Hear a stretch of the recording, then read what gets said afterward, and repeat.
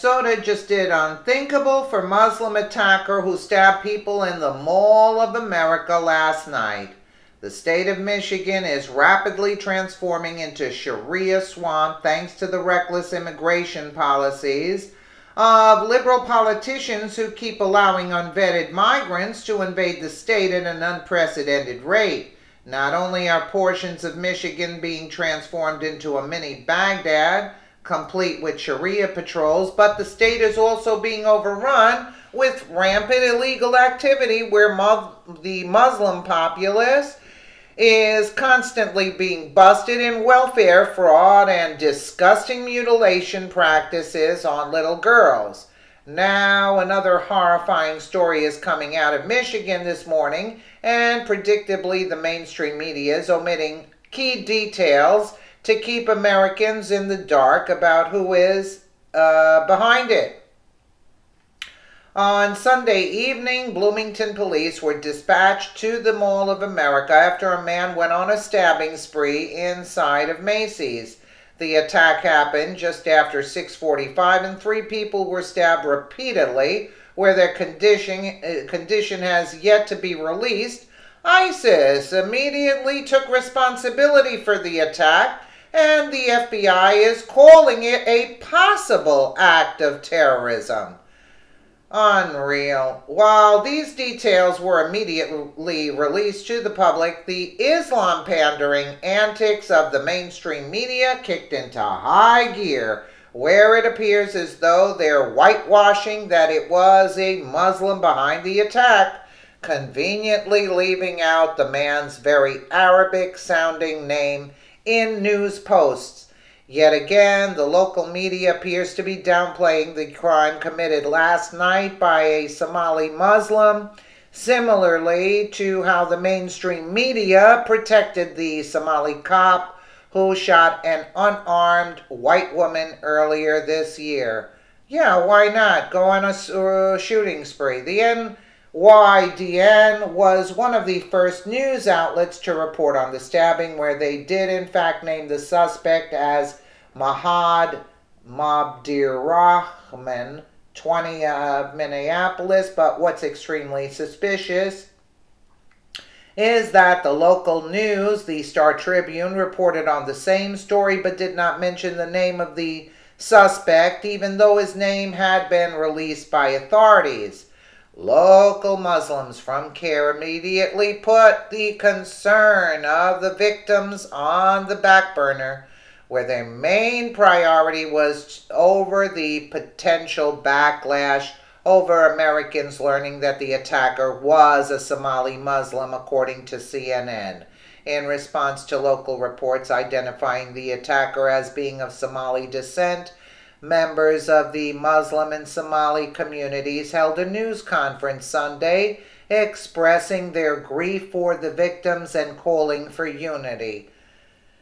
We are also concerned about the potential backlash, said Jailani Hussein, Executive Director of the Council of American Islamic Relations CARE chapter in Minnesota.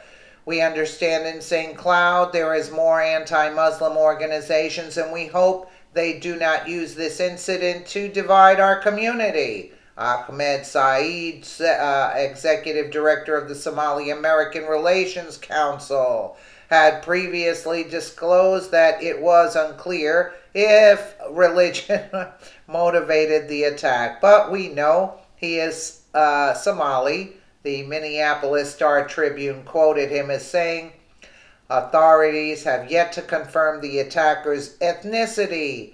CNN was also unable to confirm if he was Somali.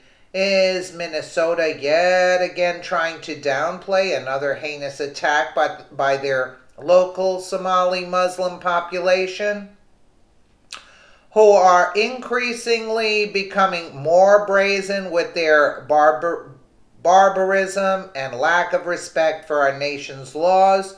Sure appears that way. This shouldn't come as a surprise given the background of the Minneapolis mayor. Look at the idiot who is constantly at the helm, trying to pander to Islam while punishing her citizens for speaking out against the rampant crime taking over at the hands of Somali Muslims.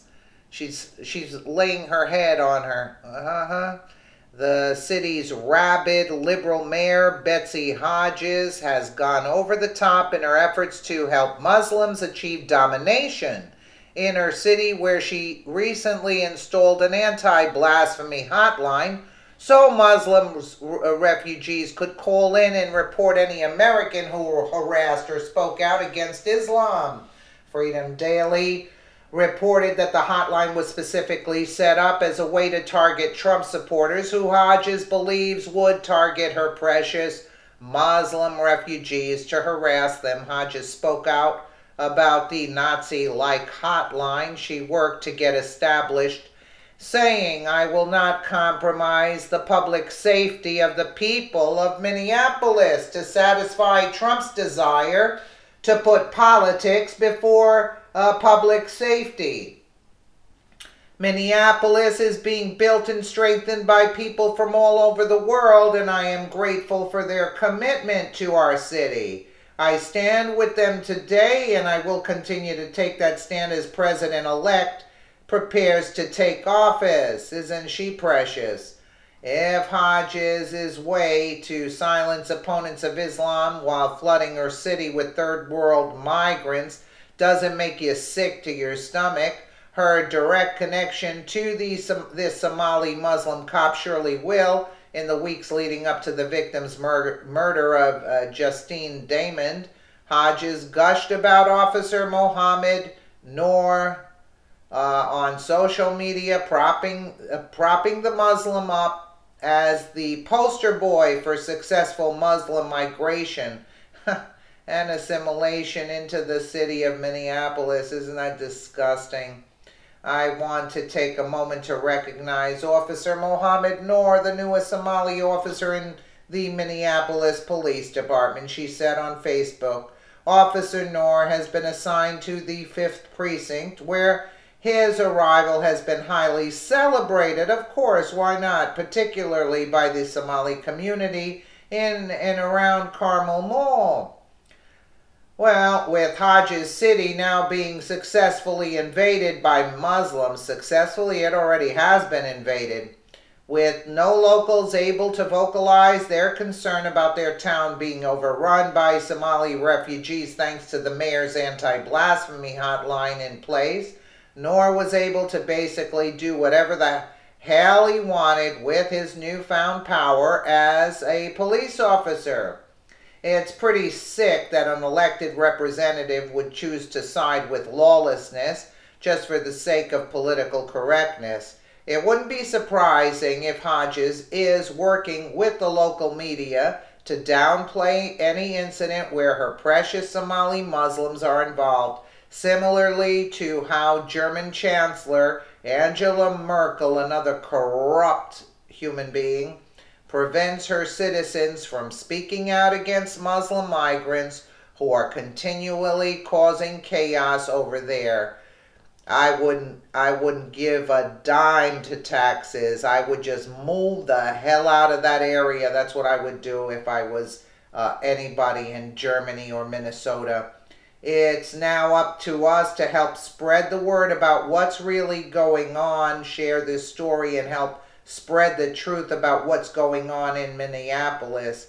It's in Michigan there. The whole thing is invaded, and they're collecting your taxpayer dollars. You're funding these people in your country. You are paying for them, and it's sickening what the American people have to deal with on a constant basis. Why we didn't have this problem 20 years ago. And now all of a sudden this is all coming out. Who's involved? What's going on? Let me know what you guys think in the comments below. And again, thank you so much for watching.